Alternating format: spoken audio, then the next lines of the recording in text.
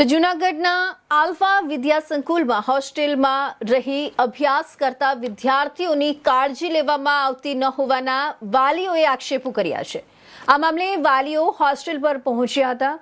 વાલીઓનો આક્ષેપ છે કે વિદ્યાર્થીઓને મારવામાં આવે છે અને વિદ્યાર્થીની તબિયત ખરાબ થાય ત્યારે વાલીઓને સમયસર જાણ કરવામાં આવતી નથી। શિક્ષક વિનોદ સર સામે પણ આક્ષેપો કરવામાં આવ્યા છે। ઉપરાંત ઘરેથી મોકલવામાં આવતો નાસ્તો હોસ્ટેલમાં લઈ જવાની મનાઈ હોવાનું પણ વાલીઓએ મુદ્દો ઉઠાવ્યો છે। બીજી તરફ કેમ્પસ ડાયરેક્ટરે આક્ષેપોને નકારી કાઢ્યા છે। તેમના જણાવ્યા મુજબ વિદ્યાર્થીઓની તબિયત ન બગડે તે માટે બહારનો નાસ્તો લાવવાની મનાઈ છે। વિદ્યાર્થીઓને મારવાના આક્ષેપોને પણ પાયા વિહોણા ગણાવ્યા છે। કેમ્પસ ડાયરેક્ટરે જણાવ્યું કે વિદ્યાર્થી બીમાર પડે ત્યારે વાલીઓની જાણ કરવામાં આવી હોવાની રજિસ્ટરમાં નોંધ કરવામાં આવે છે અને વિદ્યાર્થીઓનું નિયમિત ચેકિંગ પણ થાય છે। હાલ ધોરણ 6 થી 8ના આશરે 800 વિદ્યાર્થીઓ હોસ્ટેલમાં રહી અભ્યાસ કરે છે।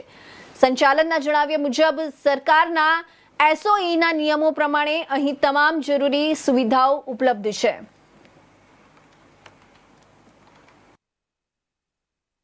મારું નામ છે ભરતભાઈ કેસરિયા।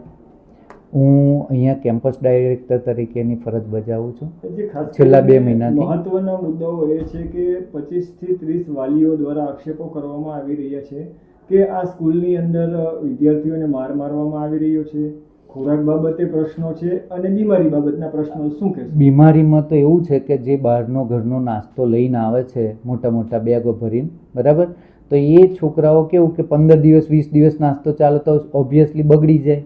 એટલે મેં હમણાંનું જ બંધ કરાયું છે કે ભાઈ પેરેન્ટ્સ બહારનો નાસ્તો મહેરબાની કરીને ના આપશો, તો કારણ કે આપણે અહીં 2 ટાઈમ નાસ્તો 2 ટાઈમ જમવાનું સારામાં સારું ફ્રેશ આપીએ જ છીએ। તો વાલીઓને મારું એ જ વિનમ્રભર્યું સૂચન છે કે કોઈ પણ બહારનો નાસ્તો ના લેવાય, ઘરે બનાવેલો હોય કે બહારનો હોય। જે ખાસ કરીને ટ્રસ્ટીઓ સાથે સીધો સંવાદ વાલીઓનો નથી થતો એવું પણ આક્ષેપ છે, શું? ના, હમણાં જ થોડી વાર પહેલાં જ વાત કરાઈ કે અઠવાડિયા પછી અમારા ટ્રસ્ટી શ્રી પધારવાના છે અને બધા પેરેન્ટ્સને મળવાના છે। અને હું પોતે તમે શું કહેશો, ના, મારવામાં જ ના આવે। જો મારવામાં આવતો હોય તો તમે બાળકોને જ મળી શકો, કારણ કે બાળકો જ રિવ્યૂ આપશે કે અમને કેવી રીતે રાખો। હું પોતે જ દર 2-3 દિવસે મિટિંગ લેવું છું દીકરા દીકરીઓની કે બેટા તમારે જમવાનું કેમનું, ભણવાનું કેમનું, તમને કંઈ પ્રશ્ન હોય તો મને સીધા આવીને કહેજો, બરાબર। ખાસ કરીને વાત કરવામાં આવે તો જે બીમાર પડેલા બાળકોને તમે વાલીઓ સુધી એમનો મેસેજ નથી પહોંચાડતા, આવો પણ એક પ્રશ્ન આવ્યો। મેં એક રજિસ્ટર બનાવેલું જ છે કે જેટલા બીમાર હોય એનું નામ હોય, એના નંબર હોય, એના પેરેન્ટ્સને જાણ કરી હોય, લઈ ગયા હોય, એ બધી જ પરિસ્થિતિ છે, બરાબર। એવું તો બને જ નહીં કે આવડી મોટી સંસ્થા લઈને આપણે બેઠા છીએ તો બાળકોને બીમાર હોય ને પેરેન્ટ્સને જાણ ના કરી હોય। ખાસ કરીને દવાખાને લઈ જવાની પ્રોસેસ કઈ રીતે થતી હોય છે? જો અહીંયા તો પહેલાં તો અહીં પોતે કેમ્પસમાં જ આપણે એક દાડો છોડીને એક દાડો આપણે ડૉક્ટર આવતા હોય છે અને દીકરીઓ માટે ફિમેલ ડૉક્ટર છે અને દીકરાઓ માટે મેલ ડૉક્ટર છે અને પોતે સરસ દવા કરે જ છે।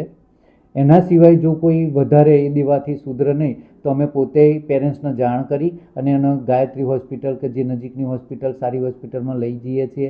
ઘણા બધાને હું પોતે રાતે 11-12 વાગે હું જાતે લઈ ગયો છું, બરાબર।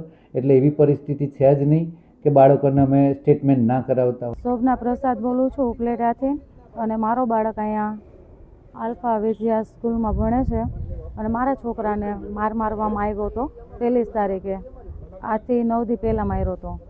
તો એને 10-12 ઝાપટું મારી, સ્તંભથી માર્યો અને હું રાવ લઈને આવી, મારી રાવ વિનોદ સર।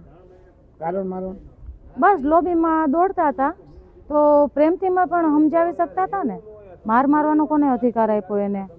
અને પાછા મારા બાળકને 6 દિવસ પહેલાંનો તાવ આવતો હતો અને મને 7મા દિવસે કીધું મને મારા છોકરા હાલતા એને ચક્કર આવી જાય છે, હાલતા તાવ આવી જાય છે, તોય જ્યારે તાવ આવે છે ત્યારે કેમ નથી કહેતા?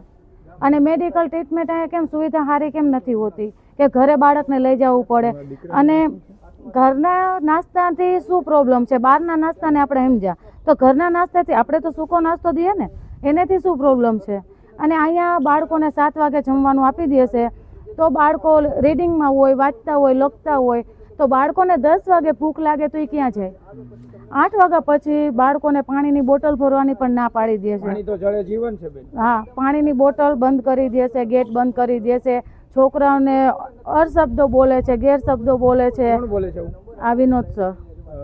તમારા દીકરાનું નામ શું? હાર્દિક. શું માંગણી છે ને શું વાત છે આખી? મને એમ જ 2 વર્ષમાં કોઈ દી આવી પ્રોબ્લેમ નહોતી આવી, 2 મહિનામાં કેમ પ્રોબ્લેમ આવી? આવા આ કેટલા મુદ્દા ટ્રસ્ટી છે? ઘણા મોટા 28 મુદ્દા છે. અત્યારે વાંચવા બેહીએ ને તો શાંત થઈ જાય. એટલે પ્રોબ્લેમ તો છે જ. આ 2 મહિનામાં જ કેમ એવી રીતનું થયું? 2 વર્ષમાં તો અમને કોઈ દી